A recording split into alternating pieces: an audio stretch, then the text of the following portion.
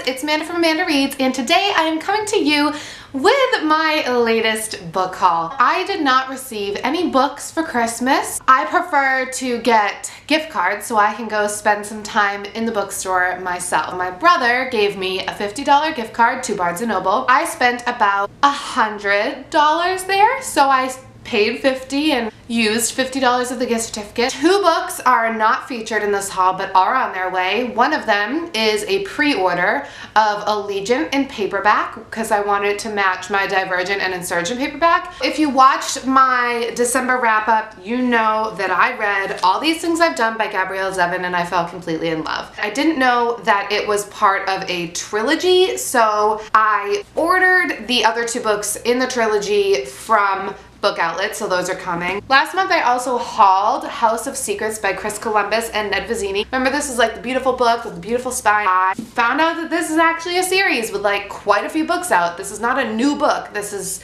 you know, there's like 3 books out in the series, and the second one happened to be on book outlet, so I bought the second one. I haven't even read the first one yet. Who knows if I like it, but I just knew that I wanted like the spines. Also, I ordered a book for school, but I figured that you wouldn't really care if it was in this or not. My first package is from Amazon, and this is a really exciting book. This book has to do with where I live, but it also has to do with where I grew up in Danvers. This book came out in June of 2015, and it's called Salem Witch Haunt by Teresa Sneed. When she finds herself thrust back in time, 17-year-old Bess Martin, a senior at Danvers High, sets out on a mission to save her 11th great-grandmother from the gallows tree. With a near-perfect knowledge of the historical events about to unfold, Bess knows the untimely fate of many. The problem is that Bess has inherited her grandmother's sharp tongue, a tongue that caused her grandmother to be tried and hanged as a witch in Salem Village, 1692. Can Bess stop the hangings and change the course of history, or will she share her grandmother's fate? This is like a time travel, yet history, and I don't know. I've never seen a book where the main character is in the high school that I went to. I want to read this like right now. That's so cool. I have another package from Amazon, and this is going to be a box set. I have just been looking and admiring this trilogy for about 2 years now. Deborah Harkness's All Souls trilogy. The Discovery of Witches, Shadow of Night, and The Book of Life. Fiona over at Reads and Eats has read this and recommended it to me, which is amazing because I never saw or knew anyone that read these books. So the first book is A Discovery of Witches. This is Shadow of Night. And the final book is The Book of Life. So I'm gonna read you the synopsis of the first book. It says, deep in the heart of Oxford's Bodleian Library, Diana Bishop, a young scholar and the descendant of witches, unearths an enchanted alchemical manuscript. Wanting nothing to do with sorcery, she banishes the book to the stacks. But her discovery has set a fantastical underworld stirring, and soon a horde of demons, witches, and other creatures descends upon the library.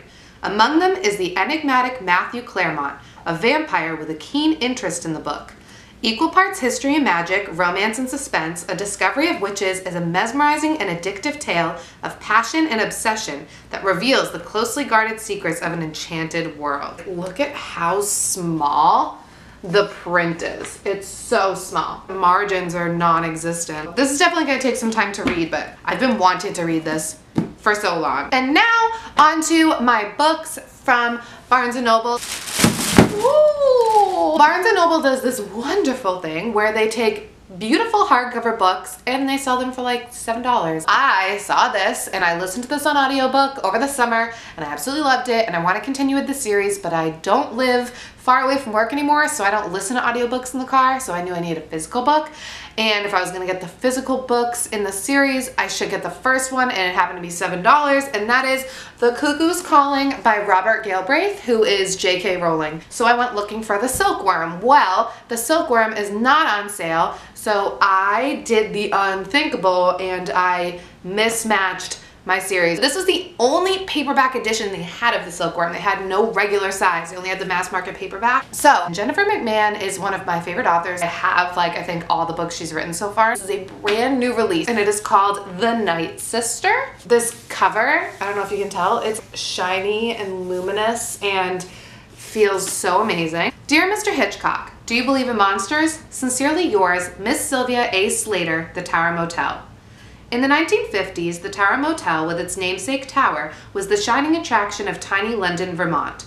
Now it stands in disrepair, alive only in the memories of 3 women, Amy, Piper, and Piper's sister Margot. They played there as girls until the day that their games uncovered something dark and sinister in Amy's family's past, something that ruined Piper and Margot's friendship with Amy forever. As adults, Piper and Margot have done everything they can to move on. Piper lives in California, while Margot has devoted herself to studying local history and starting a family. Until one day, Piper receives a panicked call from Margot. Amy and her family are dead, supposedly killed by Amy's own hand. And before she died, Amy scrawled a message that the 2 sisters know was meant for them. 29 rooms.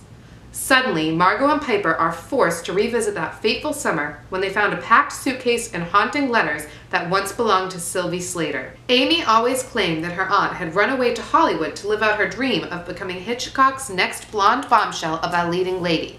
But the truth is much more complicated.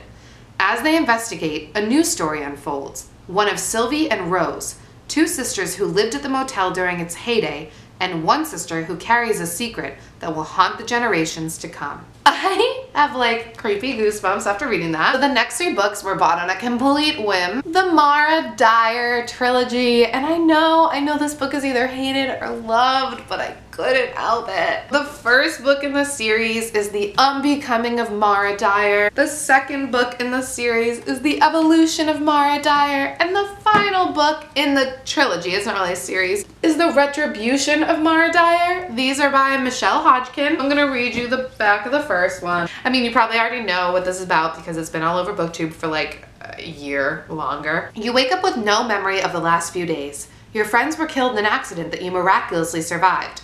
Your family has to move to another state to escape the fallout. You meet a mysterious boy who seems to know more about your past than you do. You start seeing things that can't possibly be there.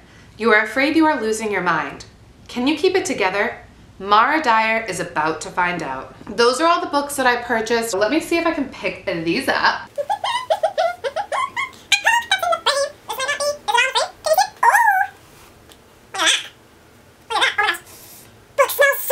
For financial purposes, I'm really gonna try and not haul every single month like I basically did last year. I bought way too many books last year, and I really just want to focus on actually reading them and reviewing them and, you know, getting into them. So that's what I've started doing this month. I hope you're having a good day, and I will see you soon.